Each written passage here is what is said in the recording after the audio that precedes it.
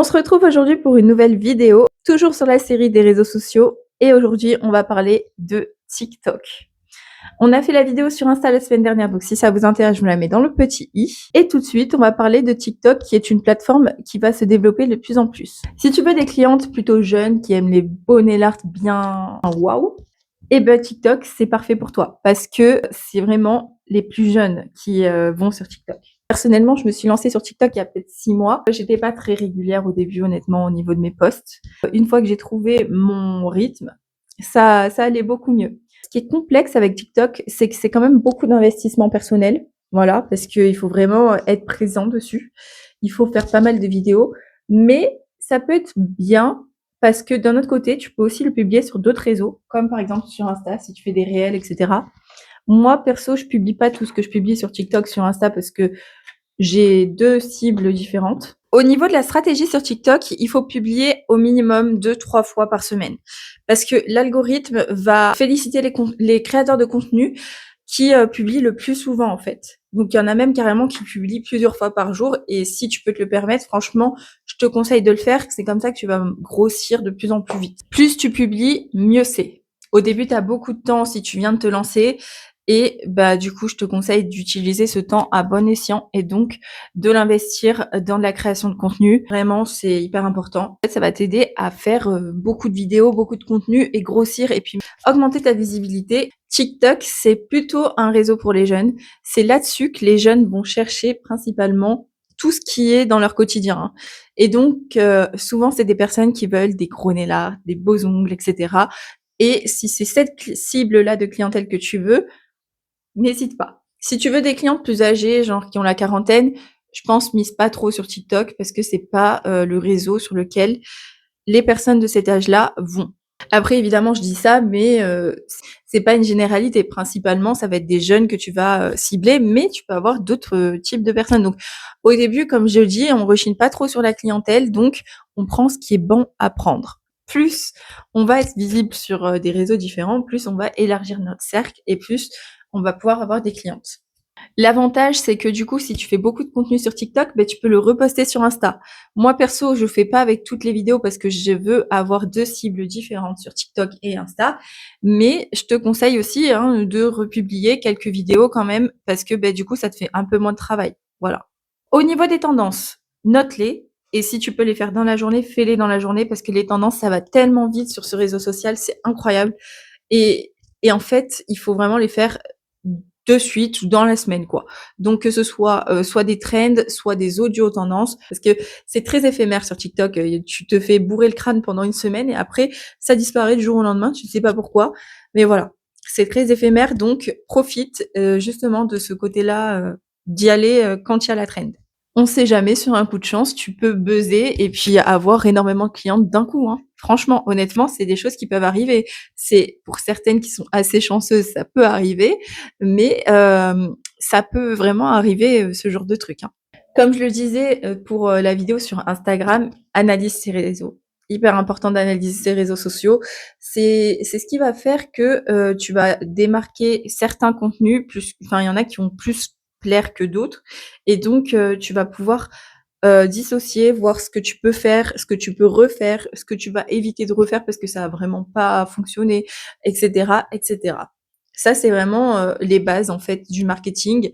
Il faut que tu saches là où sont tes points forts et tes points faibles. Il y a toujours un type de format qui va toujours fonctionner, c'est les débats. Les débats, si tu lances un débat, c'est cool parce que ça va faire des commentaires. Les commentaires, ça va t'augmenter dans l'algorithme. Et ainsi de suite, en fait. Plus tu as de commentaires, de likes et d'enregistrements, mieux c'est. Donc, tout ce qui va être débat, tout ce qui va être tuto, etc., ça peut être plutôt pas mal pour débuter. Et comme pour Insta, c'est hyper important d'avoir une page assez soignée, donc qui reflète ton image. Donc n'hésite pas à changer les miniatures et d'avoir des belles images qui accrochent l'œil et qui montrent que c'est toi en fait. C'est bien. Moi je sais que je mets toujours la même sorte de miniature, mais quand on va sur mon feed, c'est tout harmonieux, tu vois. Je te conseille vraiment de miser sur ça, c'est hyper important, que ce soit harmonieux, que ça donne envie. J'ai fait tout un topo sur les descriptions pour Insta. Ben, en fait, pour TikTok, c'est exactement la même chose que pour Insta, donc je vais te le réexpliquer rapidement, très rapidement. Si tu veux plus d'informations, je te laisse aller voir sur Insta, tout est chapitré. Mais en gros, il faut que tu utilises des mots-clés. Donc, des mots-clés type onglerie, plus le nom de ta ville, etc. Mais tu vas pas les marquer comme ça mot à mot.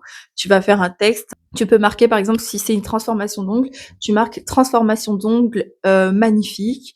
Et puis tu vas à la ligne, tu marques tu es de telle ville et tu veux de beaux ongles. N'hésite pas à aller chez machin. Tu peux remarquer le nom de ta ville si tu veux. Je fais des ongles en gel sur ongles rongés par exemple, ou je fais de la manucure russe. Enfin, tu mets ta spécialité et après tu mets 5 hashtags. Je crois que maintenant c'est la limite, mais de toute façon c'est pas plus mal parce que il en faut pas énormément des hashtags. Par contre des hashtags plutôt ciblés local. Donc hashtag ongle, le nom de ta ville, hashtag prothésiste, le nom de ta ville, etc. Voilà. Je te conseille de faire ça parce que c'est hyper important pour ton référencement. Et quand tu penses référencement, faut pas que tu penses référencement international. Faut que tu penses vraiment référencement local. Donc vraiment, tu cibles ta ville. Il y a un truc qui est hyper important sur les réseaux sociaux, c'est que il faut que tu sois actif sur les réseaux que tu utilises. Donc, c'est-à-dire, il faut que tu likes, il faut que tu commentes, il faut que tu aies un temps d'activité par jour, etc. Le top, c'est d'avoir à peu près 15 minutes avant, 15 minutes après ta publication. Bon, moi, ça, je le fais jamais, je vous avoue, parce que j'ai pas le temps, en fait, c'est tout programmé, donc voilà. D'ailleurs, vidéo sur l'organisation que je vous mets dans le petit i dès qu'elle sortira. Voilà, donc likez, partagez, commentez les vidéos des autres. Ça va inciter aussi d'autres personnes à faire la même chose sur ton compte et c'est bien ça pour ton référencement, pareil pour toujours ta visibilité, c'est super bien. N'oubliez pas de toujours noter votre localisation ou le nom de votre institut d'ailleurs, hein, vous pouvez faire les deux. Mais c'est très important, pareil, toujours dans un souci de visibilité locale. Et toujours utiliser des mots-clés. Les mots-clés, c'est vraiment hyper important. Si jamais tu as une panne d'inspi, je te conseille d'utiliser ChatGPT pour t'aider à trouver des inspi. Alors, il y en a énormément d'idées de contenu, etc. Mais des fois, on ne sait pas trop. Après, je trouve que plus t'en fais, plus tu sais ce que tu veux faire, plus tu as des idées en fait. Donc je trouve que c'est hyper cool. Mais voilà, tu peux avoir des petites astuces comme ça sur ChatGPT, il peut t'aider. Concernant les types de publications, moi je te recommande de faire. Tu peux faire des avant-après, des transformations, des détails sur un nail art, des ongles du jour avec une petite anecdote de cliente ou un mini vlog, genre une journée avec moi en tant que prothésiste ongulaire. Des conseils sur tout ce qui va être entretien, les erreurs à éviter pour, par exemple, je sais pas, les ongles rongés, les personnes qui ont des ongles rongés, les remplissages, etc. Enfin voilà. Des témoignages clients, ça c'est super bien. Les coulisses, les backstage de ton onglerie. Quand tu nettoies, par exemple, c'est hyper bien parce que tu montres que tu es propre, que tu respectes les règles d'hygiène, ton espace, ton ambiance, ton onglerie, montrer aux clientes là où elles vont être pour qu'elles puissent voir un peu ce que tu proposes et tout et que ça les rassure en fait. Des challenges, des trends, comme je disais, hyper important d'être rapide pour les trends. Et puis voilà, répondre aux commentaires, être actif sur les réseaux sociaux, c'est hyper important. Tu peux aussi par exemple te mettre sur Thread, Reddit, Pinterest, X, YouTube, etc., etc. Enfin franchement, plus t'es sur des plateformes différentes, mieux c'est. Mais après, je vais pas t'avouer que plus t'es sur des plateformes différentes, plus c'est du travail. Et donc voilà, hein, on a fini avec cette petite vidéo. J'espère qu'elle vous aura plu. Hein. Là, on est sur la 3e vidéo au niveau des réseaux. Donc, on a fait Google, que je te mets dans le petit, Insta, que je t'ai déjà mis dans le petit, et puis aujourd'hui TikTok. Et je pense qu'on va s'arrêter là pour les réseaux sociaux parce que je pense que c'est les 3 principaux à connaître et à maîtriser et sur lesquels tu devras publier. La semaine prochaine, je pense que je sortirai la vidéo sur l'organisation parce que c'est hyper important aussi pour toi en tant que pro et pour te soulager. Parce que moi, franchement, du moment où j'ai réussi à trouver l'organisation, ça m'a soulagée et j'ai réussi à être plus régulière dans mes posts. Donc voilà, sur ce, je vais te laisser. Je te fais des gros bisous, je te dis à la prochaine pour une nouvelle vidéo. Bisous!